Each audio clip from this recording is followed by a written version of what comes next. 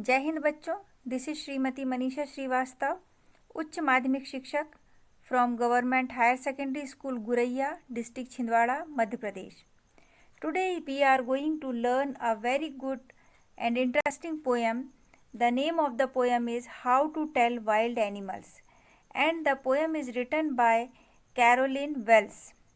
This poem is taken from your textbook Flamingo, and this is the textbook of class 10th. Before starting the poem, let's know something about the poem and let's read the central idea of the poem. This humorous poem suggests some of the dangerous ways to identify wild animal. ये जो हास्यास्पद poem है, इसमें बहुत हंसी भी आती है। ये हमको बताती है कि किस तरीके से खतरनाक, डेंजरस यानी खतरनाक तरीक़ों से हम जानवरों को पहचान सकते हैं। The poet describes many ferocious and fearful animals, including an Asiatic lion, the Bengal tiger, the leopard, the bear, the hyena, the crocodile, and the chameleon in a highly amusing manner. Poet ने बहुत सारे ferocious यानी बहुत ही खतरनाक जीवों को, जो डरावने जानवर हैं उन्हें, जिनमें एशियाटिक लायन, एशिया में पाया जाने वाला सिंह, बंगाल टाइगर और लेपर्ड यानी तेंदुआ, बियर यानी भालू, हाइना यानी लकड़बग्घा, क्रोकोडाइल यानी मगरमच्छ एंड कैमिलियन को बहुत ही आश्चर्यजनक तरीके से प्रस्तुत किया है। Apart from being entertaining, the poem is informative as well. Entertain करने के यानी हमें आनंद देने के अलावा यह पोयम बहुत ही इंफॉर्मेटिव यानी सूचना भी देने वाली है।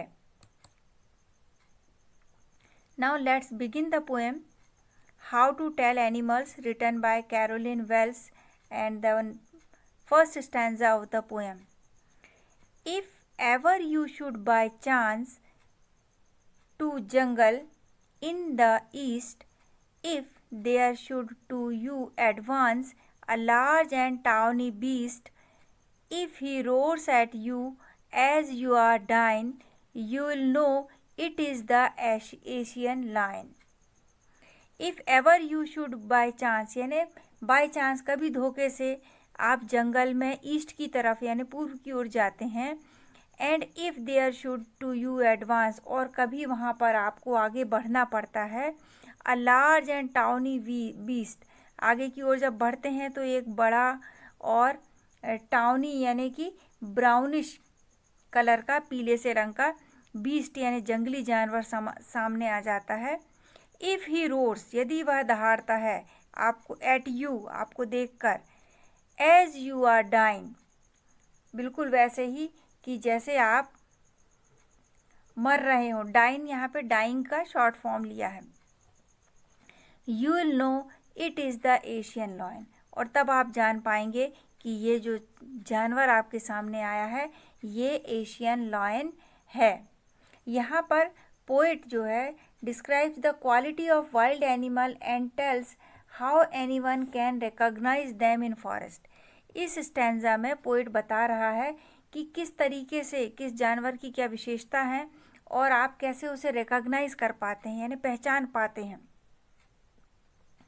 In these lines, the poet says that if you go to the jungle of the east, you will see a large animal with brownish yellow skin. जब आप पूर्व की ओर जाते हैं और वहाँ पर आपको एक बड़ा ब्राउनिश कलर का, भूरे से रंग का, जिसमें येलो स्किन, पीली सी चमड़ी हो जिसकी, ऐसा कोई जीव दिखाई देता है। If he roars at you, अगर वह आपके ऊपर दहाड़ता है, and so strongly that you can die out of fear, इतनी ज़ोर से वो आपके ऊपर रोर करता है स्ट्रांगली कि आप उसकी दहाड़ सुनकर, उसके दहाड़ के डर से मर ही जाते हैं। Then you will come to know that you have encountered an Asiatic lion, तब आपको पता चलेगा कि आपका सामना एशियाटिक लायन से, एशियन लायन से हुआ है।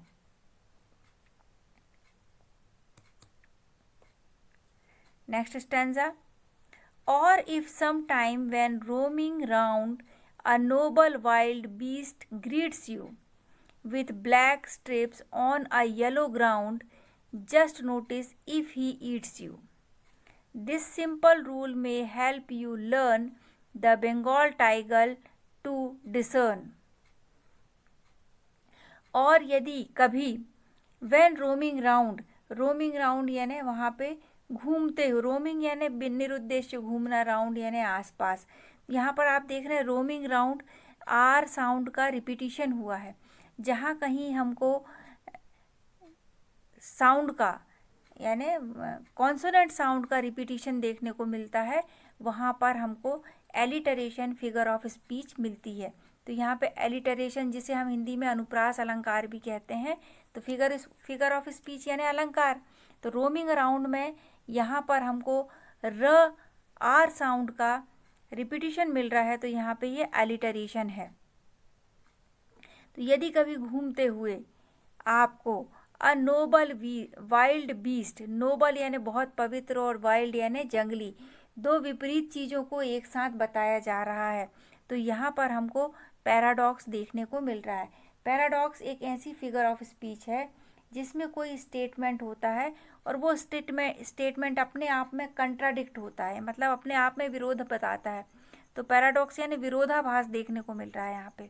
Nobel wild beast greets you, जब आप ग्रीट करता है यानी स्वागत करता है। विथ ब्लैक स्ट्रिप्स, उसकी काली पट्टियां हैं और उसका बैकग्राउंड उन काली पट्टियों के पीछे येलो कलर का है। Just notice if he eats you, बस आप ये नोटिस करें कि यदि वो आपको खा लेता है। The simple rule may help you learn, तो बहुत ही साधारण तरीके से आप ये सीख जाएंगे कि the Bengal tiger to discern, कि आपने बंगाल टाइगर को देख लिया है और उसे आइडेंटिफाई भी कर लिया है। In these lines, the poet says that while roaming in the forest, you may encounter a wild animal who is very impressive in size. यहाँ पोएट कह रहा है कि जंगल में घूमते हुए कभी आपको एनकाउंटर हो जाता है यानी सामना हो जाता है एक जंगली जीव से जो बहुत ही साइज में इम्प्रेसिव यानी आकर्षक है। This wild and noble animal has black strips on his yellow body. ये जो नोबल और डेंजरस एनिमल है, इसकी शरीर पर काली पट्टियां हैं और इसकी पूरी बॉडी येलो है, ये हम चित्र में भी देख पा रहे हैं। If he attacks and eats you, then you can identify that this animal is the Bengal tiger. यदि वो आप पे अटैक करता है और आपको खा लेता है, तभी आप पहचान पाएंगे कि ये एक बंगाल टाइगर है। देखिए यहाँ पर जो ह्यूमर है वो ये कि जब टाइगर आपको खा चुका होगा तब आप आइडेंटिफाई कर पाएंगे कि ये बंगाल टाइगर है।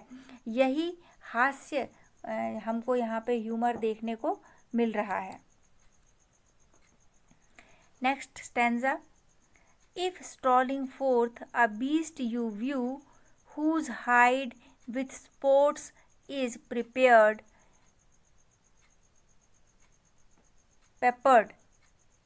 as soon as he has leapt on you, you will know it is the leopard. It will do no good to roar with pain, he only leapt and leapt again. यदि strolling यानी खाली समय पे आप walk कर रहे हैं relaxed वे पे, तो आपको एक बीस्ट यानी जंगली जानवर देखने को मिलता है। Whose hide with spots is peppered, जिसकी इसका हाइड यानी यहाँ पर चमड़ी, एनिमल की स्किन जो होती है उसमें कवर्ड है। पेपर्ड यानी यहाँ पे, यहाँ सॉरी स्पेलिंग मिस्टेक है, पेपर्ड पे, तो ये covered with spots. As soon as he has left on you, जैसे ही वो आपके ऊपर लेफ्ट यानी यहाँ पे छलांग लगाएगा, you will know it is the leopard, तब आप जान पाएंगे कि ये जो है वो लेपर्ड है। लेपर्ड यानी तेंदुआ। It will do no good to roar with pain. यहाँ पर आपको दर्द से कराहने का भी टाइम नहीं मिल पाएगा। Heel only lap and lap again, वो बार बार आप पर छलांग लगाएगा। यहाँ पर भी देखें हम कि एल साउंड का हमको रिपीटिशन देखने को मिल रहा है। तो जहाँ पर साउंड का कॉन्सोनेंट साउंड का रिपीटिशन होता है वहाँ पर एलिटरेशन फिगर ऑफ स्पीच मिलती है। तो यहाँ पे lap and lap and again a sound और ल साउंड हमको हील ओनली लेप एंड लेप बार बार हमको ल साउंड का रिपीटिशन देखने को मिल रहा है। तो ये एलिटरेशन है। तो in this passage the poet describes that if you are walking slowly और फ्रीली इन द फॉरेस्ट, कि यदि आप जंगल में फ्री होके घूम रहे हैं, धीरे धीरे घूम रहे हैं, you will see a wild animal, तो आपको एक जंगली जानवर दिखाई देगा। Whose skin is covered with dark spots, जिसकी स्किन के ऊपर डार्क स्पॉट यानी डार्क कलर के धब्बे दिखाई पड़ेंगे। As soon as it jumps on you, you will come to know that it is the leopard. जैसे ही वो आपके ऊपर जंप लगाता है लेपर्ड, तब आपको समझ में आएगा कि ये लेपर्ड है। इवन इफ़ यू क्राई और शाउट इन पेन, चाहे आप दर्द से कराहें चाहे रोएं, there is no escape as the leopard will continue jumping on you, आप उससे बच नहीं सकते, वो बार बार आपके ऊपर लैप करेगा, जंप करेगा। तो ये पहचान है लेपर्ड की। Next stanza, if when you are walking round your yard you meet a creature there. अब यदि कभी आप अपने यार्ड में यानी ज़मीन के यानी मकान के आसपास जो खुली ज़मीन है वहाँ पर घूम रहे हैं, you meet a creature there, वहाँ पर आप एक ऐसे जीव से मुलाकात होती है आपकी। Who hugs you very very hard, जो आपको हग कर लेता है। हग कर लेना यानी होल्ड क्लोजली टाइटली, बहुत जोर से पकड़ लेता है, आलिंगनबद्ध कर लेता है। Be sure it is a bear, तो फिर निश्चित हो जाएं कि जिस जीव ने आपको पकड़ा है वो बियर यानी कि भालू है। Bear, if you have any doubts I guess he'll give you just one more caress। अब यदि आपको कोई और डाउट शंका होती है कि ये बियर है कि नहीं, तो मैं ऐसा गैस करती हूँ यानी अनुमान लगाती हूँ कि वो आपको केयरलेस यानी और ज़्यादा जेंटल और लविंग टच देता है। तो यहाँ पर इस स्टैंजा में who hugs you very very hard, तो ह साउंड मिल रहा है हमको हु हग्स और हार्ड में, और साथ ही व साउंड मिल रहा है वेरी वेरी में। तो ये हमको इस लाइन में एलिटरेशन फिगर ऑफ स्पीच देखने को मिल रही है। In these lines, the poet says that while you are walking around your yard, you may encounter a creature। जब आप यार्ड के आसपास घूम रहे होंगे यार्ड में, तो आपको एक ऐसा जीव से सामना हो सकता है। If he hugs you very hard, then you must be sure that you are hugged by a bear।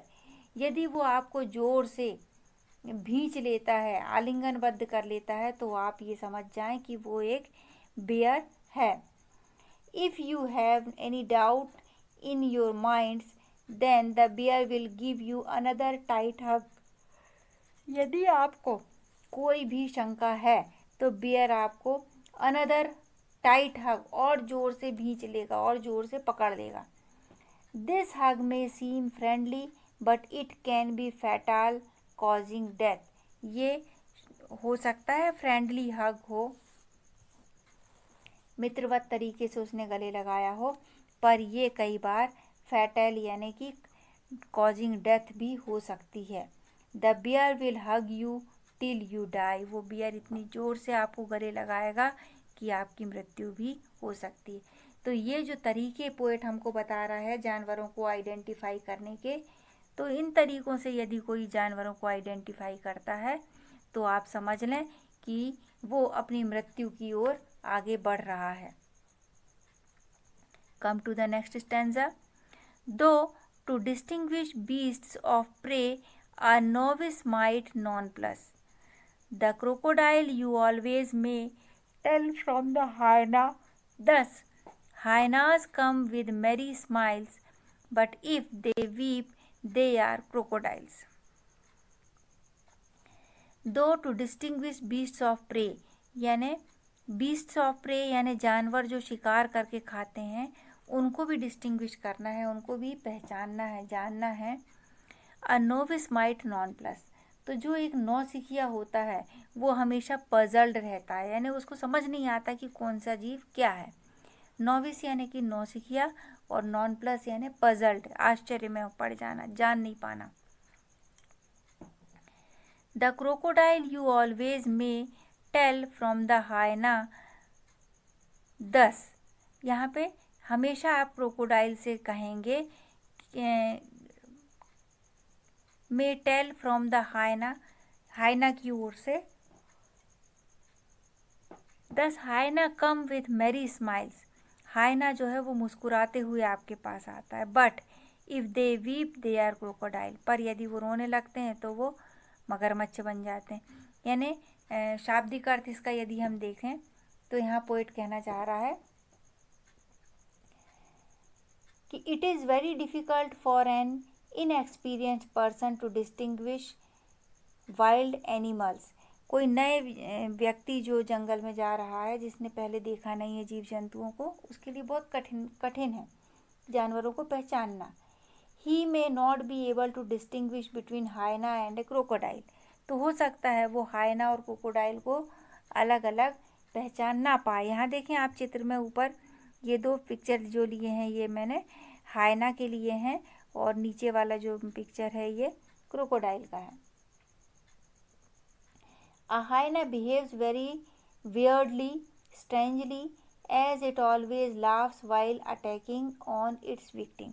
हाइना जो है वो हमेशा एक अजीब सा व्यवहार शो करते हैं कि ये जब भी अपने प्रे पर, शिकार पे अटैक करते हैं तो हंसते हुए अटैक करते हैं। अ crocodile on the other hand, crocodile देखें दूसरी तरफ तो वो क्या करता है, while eating its prey the,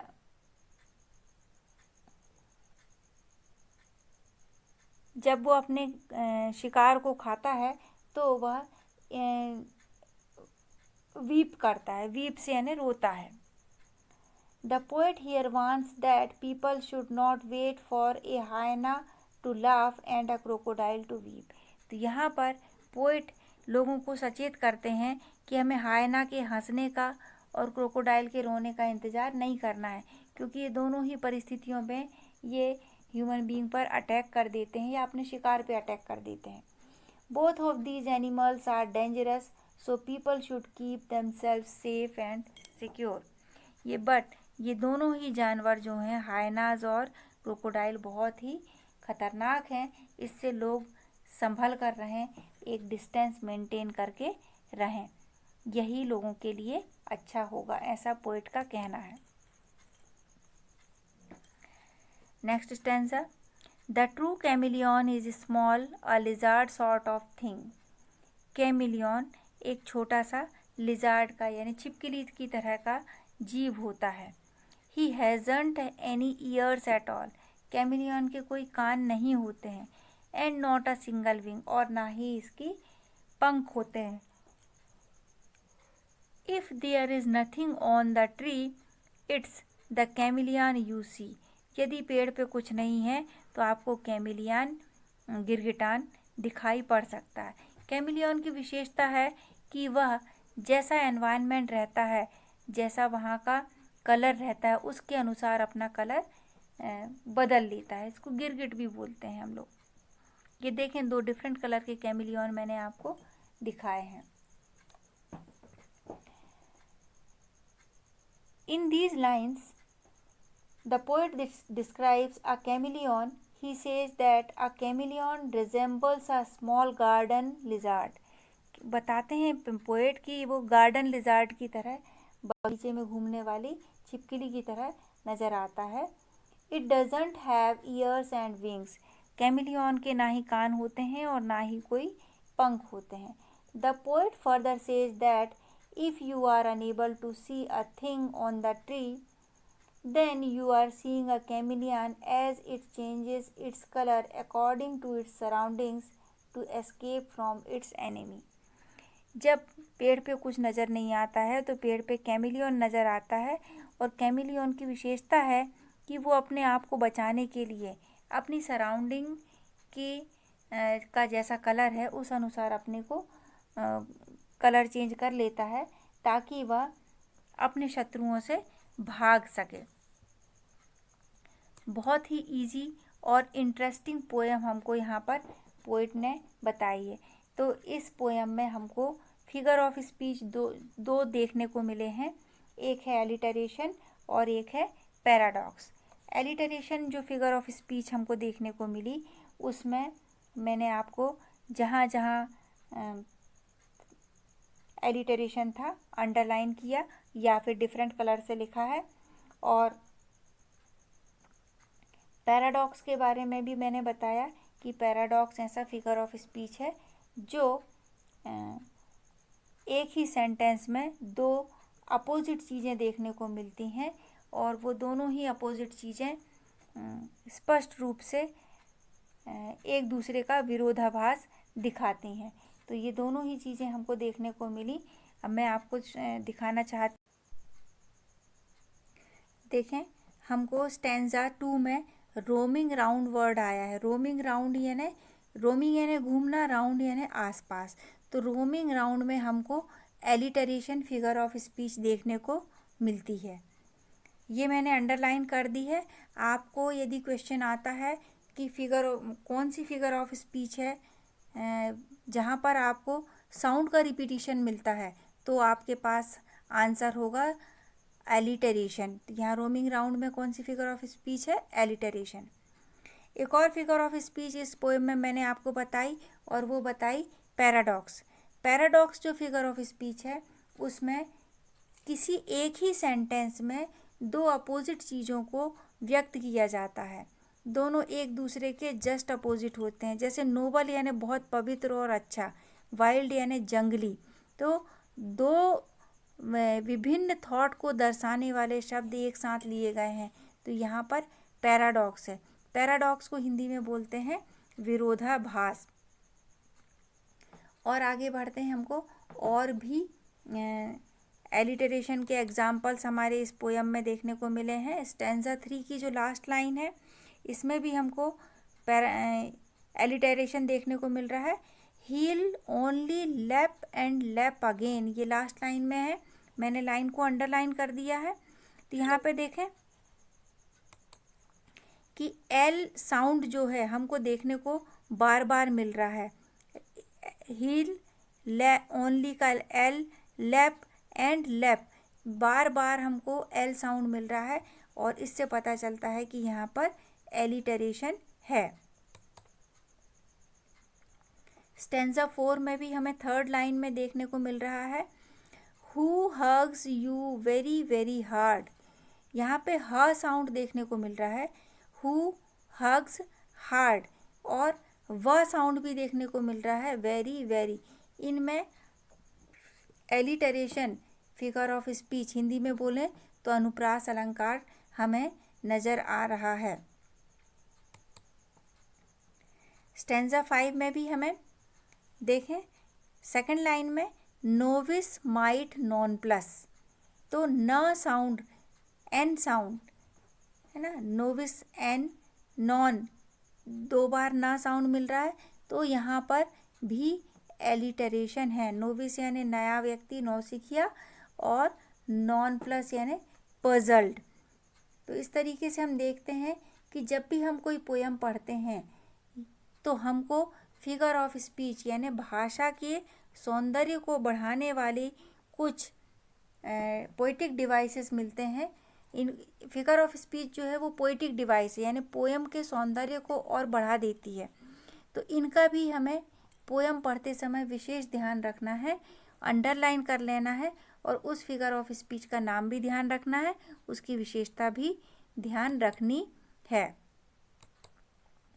तो यहाँ हमारा लेसन कंप्लीट होता है और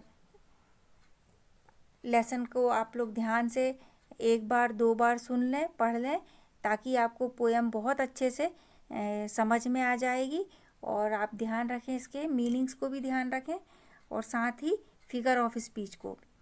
thank you, have a great day.